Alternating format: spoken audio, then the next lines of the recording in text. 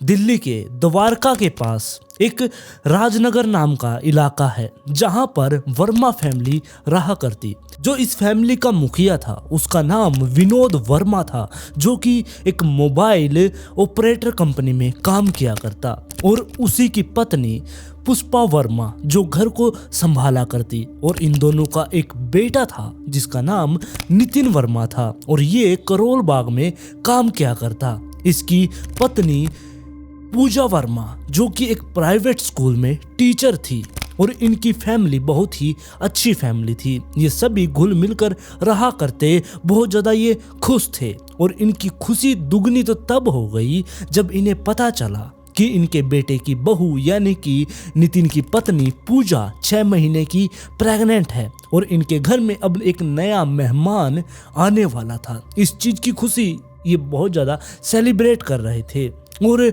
सब कुछ अच्छे से चल रहा था कि तारीख आती है 18 अप्रैल 2008। रात का टाइम था। नितिन अपने ऑफिस से थका हारा अपनी बाइक लेकर घर पर आ रहा था। बुद्ध जयंती पार्क के पास आकर उसकी बाइक स्लिप हो गई और वो नीचे गिर गया। बाइक के साथ वो घिसटता हुआ बहुत दूर तक जाता है, जिसकी वजह से उसको थोड़ी बहुत चोट भी लगी, लेकिन इतनी ज़्यादा चोट नहीं थी कि वो ज़्यादा सीरियस हो।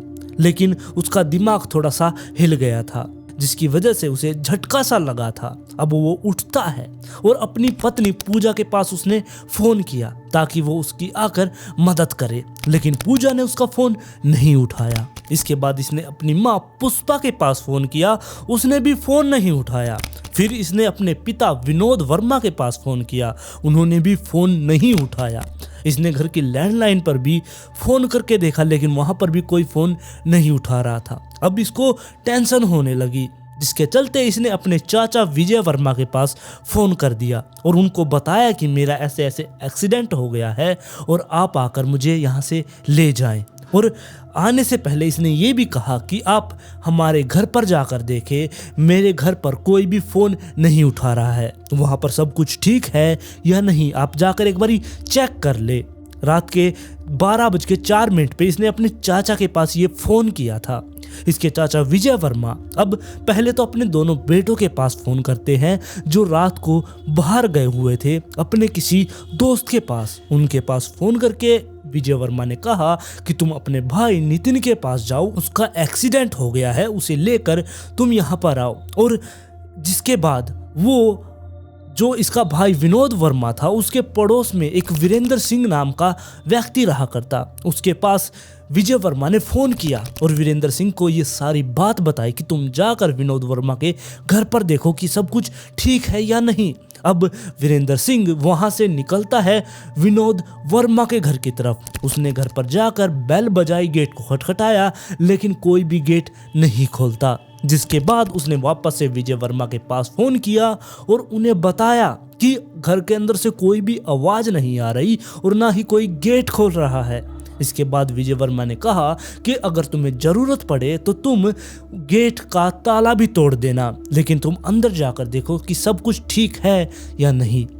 ये बात सुनते ही जो डोर था उसका हैंडल पकड़ा, लेकिन जैसे उसने डोर का हैंडल पकड़ा उसे पता चला कि डोर तो पहले से ही खुला हुआ है। उसने गेट को आराम से अंदर की तरफ धकेला, गेट खुल गया। इसके बाद वीरेंद्र सिंह अंदर की तरफ जाता है, दबे पैरों से वो आगे की तरफ बढ़ रहा था कि तभी सामने सीढ़ियों के पास विनोद वर्मा की लाश उसे दिखाई देती है, जो कि पूरी तरीके से खून से लथपथ थी, जिसे देखकर वो घबरा गया, चीखने चिल्लाने लगा और भाग के वो बाहर आया। बाहर आते ही उसने विनोद वर्मा के भाई विजय वर्मा के पास फ़ोन किया और उन्हें बताया कि आपके भाई की मौत हो चुकी है।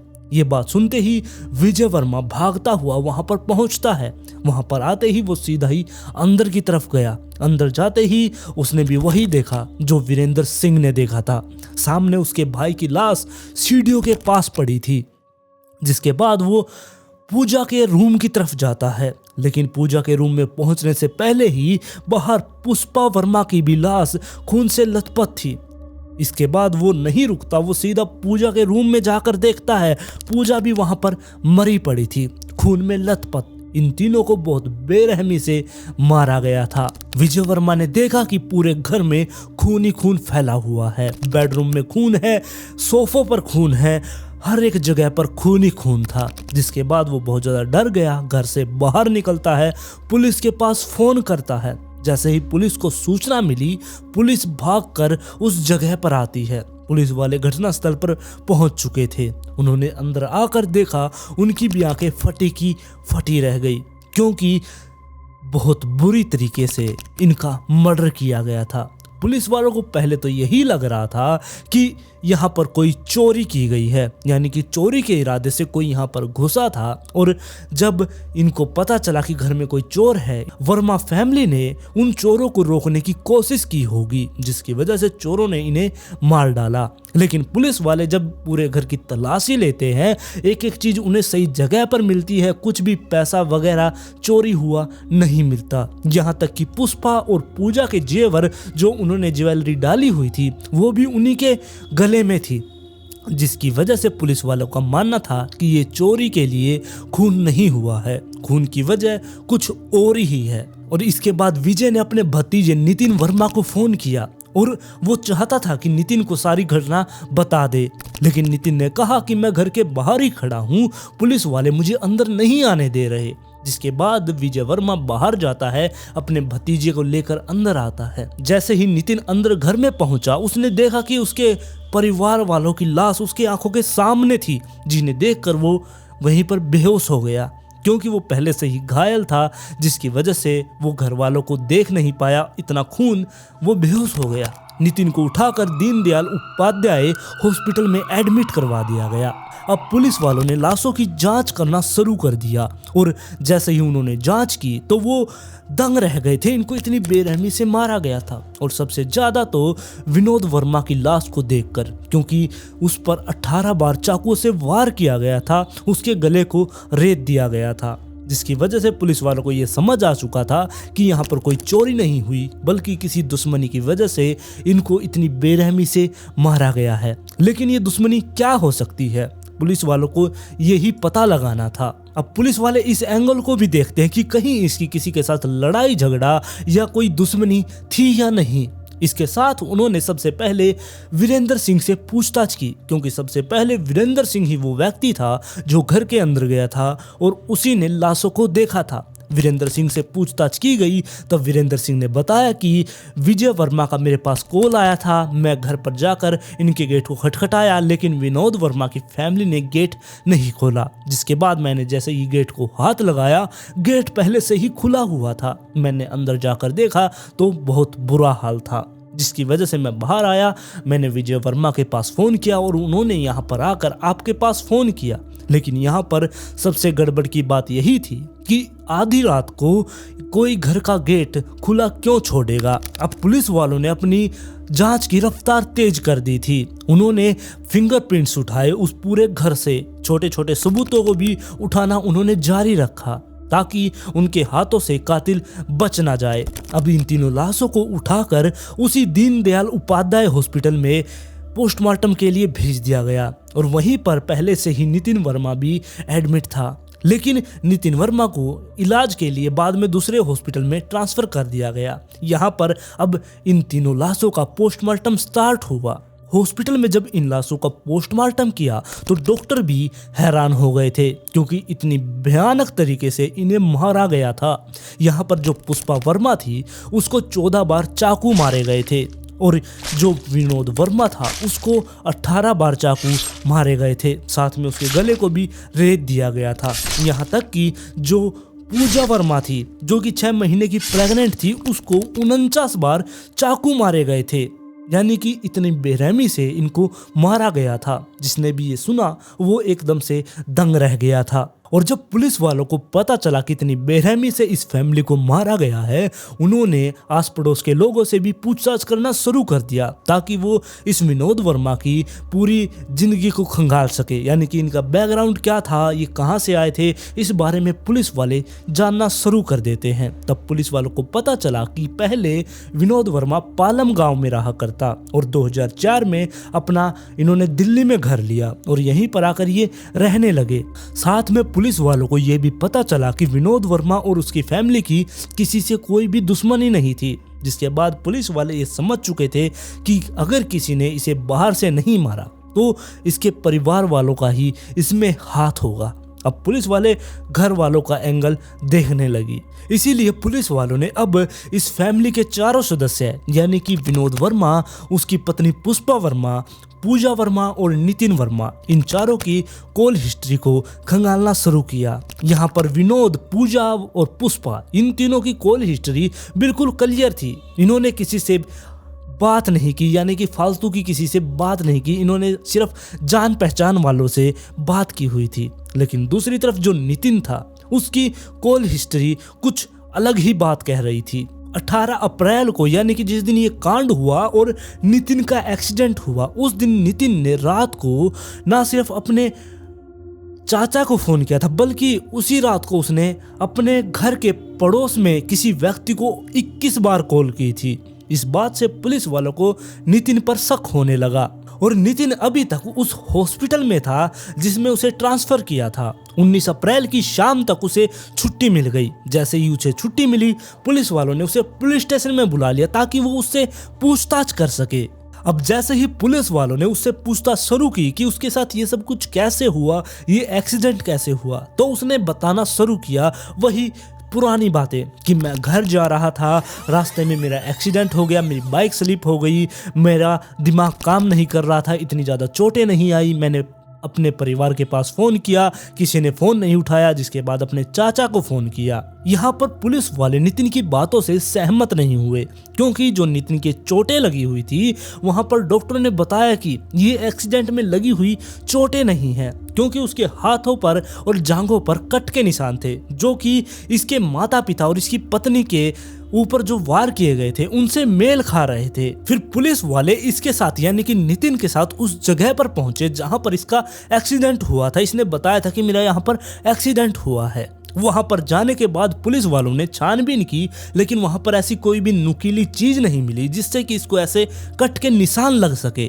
इसके बाद पुलिस वालों ने उससे पूछा जब कि ये कट कैसे लगे, तो उसके पास कोई भी जवाब नहीं था। पुलिस वालों की अब इसके ऊपर और भी सख्ताई होती गई। उन्होंने अब इसकी कॉल हिस्ट्री को खंगाला तो इस पर पूरा शक क्लियर हो गया, क्योंकि जब इसकी कॉल हिस्ट्री से पता चला कि इसने अपने परिवार के पास तो फ़ोन किया ही नहीं था, सीधा अपने चाचा के पास इसने फ़ोन किया था 12:04 पर। जैसा कि इसने पहले बताया था कि मैंने अपने परिवार के पास फ़ोन किया, उन्होंने फ़ोन नहीं उठाया, तब मैंने अपने चाचा के पास फ़ोन किया। लेकिन यहाँ पर ये झूठ बोल रहा था, और यहाँ पर इसने एक और झूठ बोला था, क्योंकि इसके झूठ के बारे में इसके साले ने बताया, जिसका नाम राहुल था, जो कि पूजा वर्मा का भाई था। उसने बताया कि 10 बजे मैंने इनके पास फ़ोन किया था, यानी कि नितिन के पास। नितिन ने उस टाइम बताया था 10 बजे कि मैं घर पर हूँ, तो ये 12 बजे घर से बाहर कैसे निकला। अब पुलिस वालों के पास बहुत सारे सबूत थे। उन्होंने अब इससे एक एक चीज़ के बारे में पूछना शुरू किया। जब ये सब कुछ इससे संभला नहीं तो ये टूट चुका था। इसने सब कुछ पुलिस वालों को सच सच बता दिया। सच्चाई बहुत ही ज्यादा दिल दहला देने वाली थी। यहाँ पर नितिन ने अपनी 6 महीने की प्रेग्नेंट पत्नी और अपने माता पिता को बेरहमी से मार डाला था, लेकिन इसके पीछे का क्या कारण था वो इसने बाद में बताया। 2007 में पूजा ने और नितिन ने लव मैरिज की थी। पूजा के परिवार वाले वेस्ट दिल्ली में रहा करते। शादी होने के बाद ये दोनों बहुत ही खुशी खुशी रहने लगे, और कुछ टाइम के बाद पूजा प्रेग्नेंट भी हो गई। सब कुछ ठीक चल रहा था, लेकिन धीरे धीरे इन दोनों के बीच में लड़ाई झगड़ा होना स्टार्ट हो गया। और जब इन दोनों का आपस में लड़ाई झगड़ा हुआ करता, उस टाइम पर नितिन के माता पिता पूजा का साथ दिया करते, और ये बात नितिन को खटकने लगी थी। अब धीरे धीरे नितिन के मन में अपनी पत्नी पूजा को मारने का ख्याल आने लगा, और 18 अप्रैल 2008 को जो नितिन और पूजा थे, ये दोनों आपस में अपने रूम में जो फर्स्ट फ्लोर पर बना हुआ था उसमें आपस में लड़ाई झगड़ा कर रहे थे। वहीं पर एक किचन से लाया हुआ चाकू भी पड़ा था।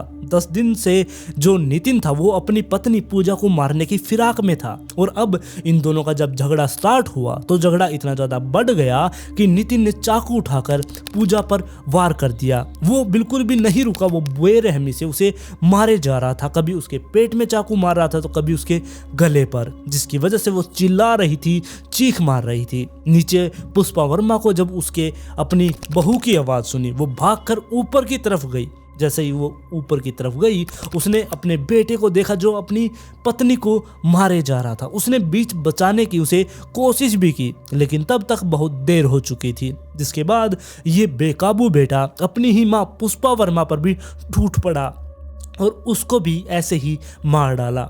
वो भी चिल्ला रही थी, चीखें मार रही थी। नीचे उनका पिता यानी कि विनोद वर्मा, जो चलने में सक्षम नहीं था, वो नीचे से ही आवाज मारकर पूछ रहा था अपने बेटे से, अपनी पत्नी से कि क्या हो रहा है ऊपर। अब जो नितिन था वो नीचे आता है। नीचे आने पर उसने अपने पिता को भी ऐसे ही बेरहमी से मार डाला। जिसके बाद वो घर से निकलता है, बाइक उठाता है और उस जगह पर पहुंचता है जहां पर उसने बताया था कि मेरा एक्सीडेंट हुआ। वहां पर जाकर उसने खुद ने ही बाइक को गिराया, खुद को चोटें मारी ताकि ये एक एक्सीडेंट लगे। और सिर्फ उसने सीधे ये अपने चाचा के पास 12:04 पर कॉल किया था। और अब पुलिस वाले और भी जांच करते तब उन्हें एक चौंकाने वाली खबर पता चलती है कि जिस दिन ये घटना हुई थी यानी कि 18 अप्रैल को नितिन ने अपने पड़ोस में रहने वाली एक 19 साल की रागिनी नाम की लड़की के पास 21 बार कॉल किया था। रागिनी कोई और नहीं, इसी की गर्लफ्रेंड थी। और रागिनी और नितिन का अफेयर कोई नया नहीं था। शादी के बाद ये दोनों एक दूसरे से प्यार करने नहीं लगे थे, ये तो शादी से पहले ही एक दूसरे से प्यार किया करते। और शादी के बाद भी जो ये नितिन था ये रागिनी से मिलता रहा करता। वो 19 साल की थी और वो 20 साल की होने वाली थी। और 20 साल की जब वो हो जाती तो वो नितिन से शादी करने वाली थी। और इस प्रेम प्रसंग के बारे में किसी को भी नहीं पता था कि रागिनी और नितिन का चक्कर चल रहा है। ना तो पूजा की फैमिली को पता था और ना ही नितिन की फैमिली को पता था।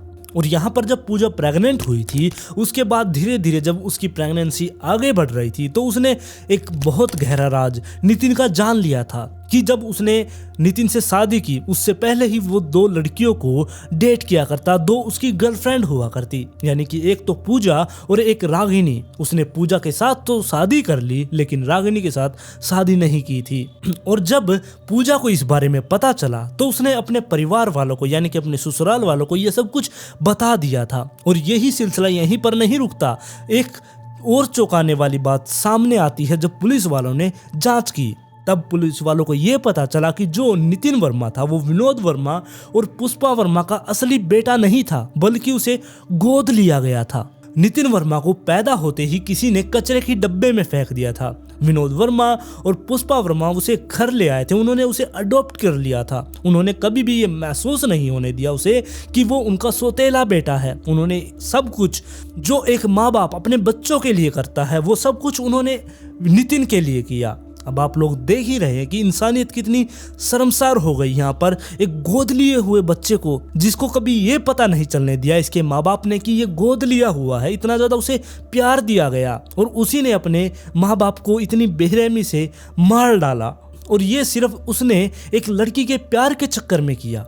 अब जब इससे पूछताछ की, इसने बताया कि इसने वो चाकू, अपने कपड़े वगैरह रेलवे ट्रैक, जो पालम का रेलवे ट्रैक है वहाँ पर फेंक दिए थे। पुलिस वाले वहाँ पर जाते हैं, उन सबूतों को उठा लेते हैं।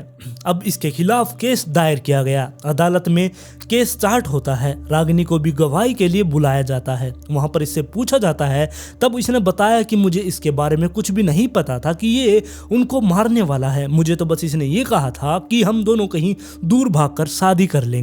अदालत में 32 लोगों ने इसके खिलाफ गवाही दी, साथ में बहुत सारे सबूत पेश किए गए, जिसकी वजह से 16 अगस्त 2012 को इसको इन मौतों का दोषी साबित कर दिया गया और 4 सितंबर 2012 को इसको मौत की सजा सुना दी गई। और इसके बाद नितिन ने हाई कोर्ट में अपील की और वहां पर 6 सितंबर 2013 को इसको मौत की सजा से रिहा कर दिया गया, यानी कि इसकी वो मौत की सजा खारिज कर दी गई और इसे सिर्फ उम्र कैद की सजा सुना दी गई, क्योंकि इसका पहले कोई भी क्रिमिनल बैकग्राउंड नहीं था और आज के टाइम भी ये जेल में अपनी सजा काट रहा है। और आज की कहानी में बस इतना ही। आप लोग इस कहानी के बारे में अपनी राय मुझे कमेंट में जरूर दें। अगर आप इस चैनल पर पहली बार आए तो चैनल को सब्सक्राइब कर ले। वीडियो पसंद आई तो लाइक एंड शेयर जरूर करें और जल्द ही मिलते हैं ऐसे ही एक और इंटरेस्टिंग केस के साथ।